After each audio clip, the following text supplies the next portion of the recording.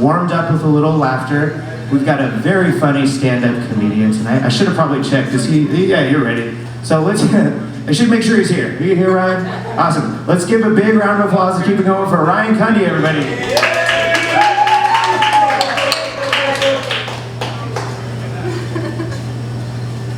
Try to keep it going.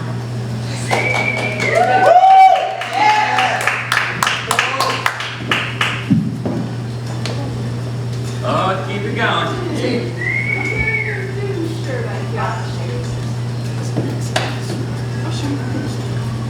Hey! All right. Oh, we're talkative because I let so much time pass before I started talking. I'm sorry. I'm very sleepy. I think that's immediately noticeable about me. And the bad thing about that is audiences don't like sleepy. They like high energy or grumpy. And I'm just not a grumpy guy. Like crowds, you love energy. Like give me like a woo.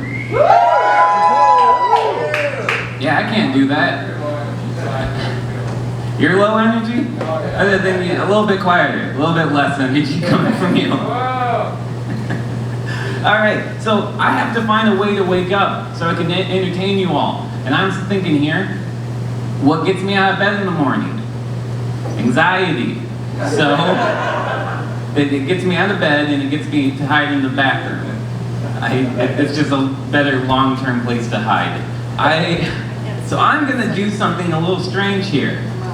With your permission, I'm gonna talk about something very mundane, boring even. But I'm gonna get super anxious about it. Alright? I'm gonna get more and more anxious, and then I'll get a little crazy, and then I'll get sad. Because that's just how I am when things end. Alright, so here we go. Dryer lint. This guy knows what I'm talking about. So I recently started doing my laundry. And I'm running into the whole process. It's going really great. I'm getting really clean. You can smell me. You don't need to, but you can.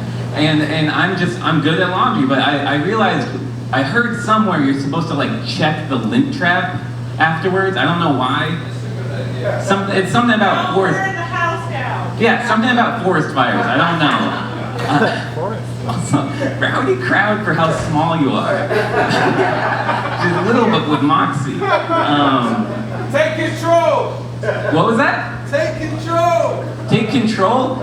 Is that you trying to assume control of the room?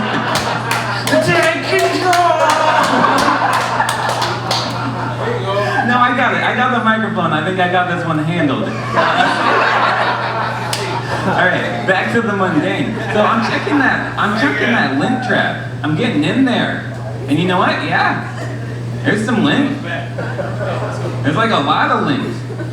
And I'm standing there and is that like too much lint? Like how much lint is too much lint is what I'm saying to myself. And I'm Googling that. And I'm not getting a lot of results, so I'm switching over to Bing, and there's actually a lot on Bing, but it's all pictures and there's nothing for scale, so I don't know. So I don't want to be weird. I don't want to be the weird guy that makes a bunch of lint, okay? I want to be a cool guy. And the cool guys don't have just a ton of lint just falling out of their dryer. So what I do is I have to figure out, am I making too much lint? Am I a weird guy? So I hide and I wait for my roommate to come in and do their laundry. And then I slither up because I don't want to be weird. I don't want them to see me. And I get in there and I check that lint trap. And less lint. They're making less lint. I'm making a lot of lint here, and I think it's a weird amount. I don't want to walk into the room and have people whispering about me like, that guy makes a lot of lint. I heard it's because his skin's acidic. And that's not true. I'm very clean, you can smell me. I need a way to get rid of all this lint. So I'm hiding it, I'm squirreling it away, I'm putting it under the refrigerator, I'm putting it behind the oven, just places you wouldn't expect lint to be. But the problem is, There's a lot of it. So I got all this extra lint and I don't know what to do with it. So what I need to do is I need to make a statue. I need to make a big pile of lint and I need to carve that lint, because I don't want to be weird. I need to carve that lint into the shape of a man. And then I take the rest of my lint, because there's a lot of it, and I put it at that man's feet. I do that in the kitchen. And when my roommate comes in and sees the big pile of lint and looks up to see the figure carved from the lint, she'll go, "Oh, that's Flint Man's lint." Obviously, that's Flint Man's lint. But the crazy thing is, she's right. That is Lint Man's lint. I'm Lint Man.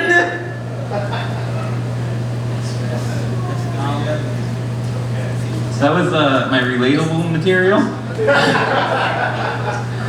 Also, if you want, after the show, I do sell Lint Man. It's made from 100% real my lint. And he's got a little lint roller friend. This is a prototype. So like $300. I can't just be giving this away. This is new.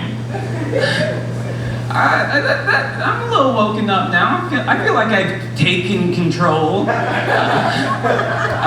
I don't feel good either. I'm not feeling that well lately. Is it yours? Is it what? Is it yours? Is it control? Is it yours? I mean, I had it, but it's slipping away like a fish. At what point would that have been helpful? I feel like the effort to help is there, but so here we go. I'm talking about my health. Has anyone here ever heard of prolactin? Yes? What's prolactin? You've heard of it though. You got problems. Okay, I'll tell you, because I actually have the key to the quiz here. Prolactin is what came back super high on my test results. And prolactin is actually a hormone responsible for lactation in pregnant women. Yeah. It pushes shit out your body if you didn't understand.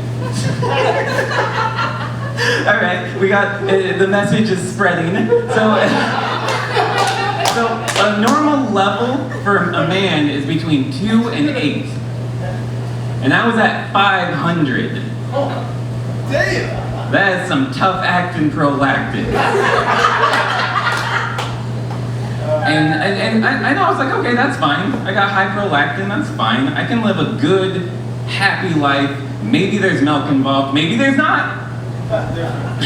But it turns out that usually means one thing when you have a really high prolactin level and you're a man. What was that? Yeah, that was what we were all saying. But not at comedy shows, Yeah, like right before a joke. All right, so this is actually where things get a little sad. My doctor sat me down and he let me know it could only really be one thing. And I want to keep this fun, I want to keep this interactive. So when I say brain, you say tumor. Brain, brain. Too much. Yeah, I have a brain tumor. And I want to thank you all for going along with that. You were a lot more enthusiastic than when I was getting that information. No, my doctor didn't tell me that way. He was very serious. He was very calm and collected. He was, Ryan, we have to let you know, you have a brain tumor.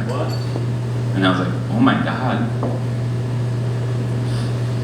Is this why I'm making so much lint? Thank you, I've been Ryan Cudahy.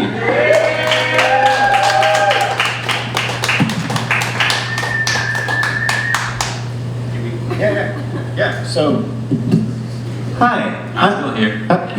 We're gonna stay up on stage and do a little back and forth in the Q&A section here. I forgot to get a table, so we'll just do this super chill style. Nah, we're good. Can you bring this mic down just a teeny bit? I'm just getting like a little. Oh, you're right here. All right, we're still figuring things out. This is showbiz, people. This is how it goes. All right. Bellingham Apollo. Yep. All right. Here we are. Oh, I grabbed a different mic now. How's this one? Oh, that one's nice. It's crispy. Awesome. Well, thank you, Ryan. I appreciate you coming and telling your stories about lint and brain tumors. Yeah. It's it is relatable material. We all have lint. So, are you from Bellingham, or you moved to Bellingham, right? I was a Western. Oh, right on. One of them. One of those people. Any Western students in the house, or former Western students? Yeah. You're not a student. You work at Western. Yeah. If you want to go to Western, there's someone you can talk to. What did you study at the old WWU? My major was anthropology. So you want to be poor. That's cool. I mean, I studied English. Cool. Before I dropped out. And look at me now. This does not pay well. Yeah, English. I am terrible at English too. I need to be corrected all the time. I was expecting more questions about the brain tumor and less about my college life. Yeah, we're gonna build to that. So, oh look, we're out of time. No, but I was gonna actually ask you if you could punch one celebrity in the face, who it would be. Oh, that's gonna be a political statement. Okay. Well, this show is gonna get very political. We have some interesting guests coming up, so you can feel free to punch any politician in the face. Let's go with like an all. Just line them up, running. Just like a run down the aisles of Congress. Yeah, like after a good soccer game. That would be yeah. It's like the gauntlet. Okay, so how is your brain? It's alright. Is it operable or? No, it's not currently operable. Okay. I'm on medication for the last year to shrink the size. It's not cancerous, but it's like right where my eyes are, so I might go blind. Well, I hope that doesn't happen, and we all collectively wish you the best in that for sure. And do you have more Lint Man prototypes? No, that's the only one. I actually broke this Lint Man on the way here, and I got really sad about it. I mean, it is something that I remember as one of my earliest memories. Really, was being yelled at for not cleaning the lint trap because it will burn the house down. I've never actually heard of that happening, but I'm sure it has. It's true. Okay. One of your youngest memories? A woman said so I believe women. God damn. One of your earliest memories is that you didn't clean the lip. What? Yeah. Were you doing laundry at 4? I was. Yeah. My mom was having me do laundry at 4. And look at you now. And I still I don't know how to do laundry for some reason. I've regressed. Yeah, I am. But I'm super, like, anytime I've had a roommate that doesn't clean the lint trap, I'm so ridiculous. I'm always like, gotta clean the lint trap. And they're like, why? I'm like, I actually don't really know. But now I know what to do with it. Lint Man, send it to me. A lot of times I stuff my pockets with lint before I come here, but I didn't do laundry this week. One thing that I do know lint works really well for, because it does start fires, is you're supposed to like keep it as a fire starter for when you go camping. Fun fact, for all you survivalists out there that are preparing for the apocalypse. So that leads into our next guest. I really appreciate you coming out, Ryan. Thank you very much. That was a very funny set. Let's give it up one more time for Ryan, everybody. Thank you. you, sir. Thank you, thank you. Now I just feel like I'm just sitting up here at this table. So, how's everybody doing tonight? We good? Awesome. Pretty well. There we go. So, yeah, again, thank you everybody for coming out. Once again, if you missed it, for those that just came in late, we are doing a fundraiser for Makeshift Art Space. Tickets are $1 a piece over there, right there. Boom, boom. When I say auction, no, I don't know. It's not an auction. When I say raffle, you say ticket. Raffle. Go buy one. We've got some great prizes too, by the way. The grand prize, I will let you know. There we go. My hype man, ladies and gentlemen. The grand prize, I will call it tonight, we're giving away is from Fitness Gear and Training. They gave us a $200 value raffle ticket. It is a month of unlimited access to their new facility, as well as a personal trainer, which for me, I know that I would love to win that, but I don't think I'm allowed to buy raffle tickets. That just doesn't seem right. So somebody please win that for me. Yeah. I'm no politician, I tell you. Someday maybe, we'll see. Speaking of politicians, we have an amazing politician here in the house. She's gonna be on a little bit later. She's not up quite just yet, but we're gonna have a conversation with Holly. But first, we're gonna have a conversation with one of my favorite people here in town. She is an artist, she is a singer, and she is one of Bellingham's premier Nazi hunters. Let's give a warm welcome, big round of applause for Kelly Howikawa.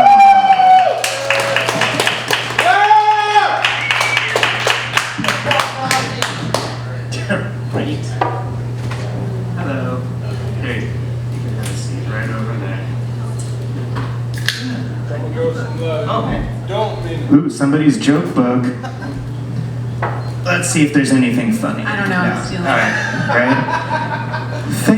Thank you for joining me here today. You're welcome. So, you are one of my favorite artists in the world.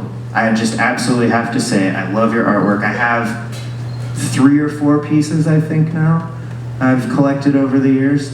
And I think actually the first piece that I got, I think my brother got for me. Yeah, he got it for you as a surprise. Yeah, it was. And I was surprised. It was, right? Yeah. Yeah, it was beautiful. So tell me a little bit about how you got started in making art. So, probably childhood trauma. Coping mechanisms. I don't know, I just always, my mom always said that I just had a gift Thanks, for it. Mom. So ever since I was little, and in my food and stuff like that, I would play and I would draw things. And my food as a baby. So she always said I was messy and talented. That is a combination that makes for a great artist. I know for a fact you have to be messy to be an artist. That is a prerequisite. Yeah, it's terrible. if your house is always. Yeah. I've never been to an artist's house and it's like everything's put away nice and neat, and it's like, oh no, you're not an artist. You're not an artist. You can tell an artist by their car usually. You know what I mean? There's 2 types of people in the world. There's people that you get in their car and it's like immaculate and it smells nice and it's like everything's just nice and new. And then there's people like me that, and I'm assuming your car's messy. That's an assumption, but Yeah, it's you could live out of it. Yeah, I could actually survive very well out of my car. But I have to be ready to package stuff. If I find something in an alley that I think I can turn into something, it's not good. Yeah. And that's one of the things that I love about your art is you repurpose things, right? A lot of things. Yeah. I try pretty much every piece that I have. Some part of it is not new and it's recycled. Yeah. I just think that that's just being conscientious. Right? I like that. I like that. And it's breathing new life into something that was loved once before. Yeah, I mean, I look at it like you know, for us, our generation, we go to Target, say, and we get something, and we're like, oh, I love this thing. It's gonna go in my house, and it's great. Well, what's gonna happen to it like 30 years later? A bitch like me is gonna find that. Yes. Yes. Right? And that is one of the beauties of art. Like, art is creation.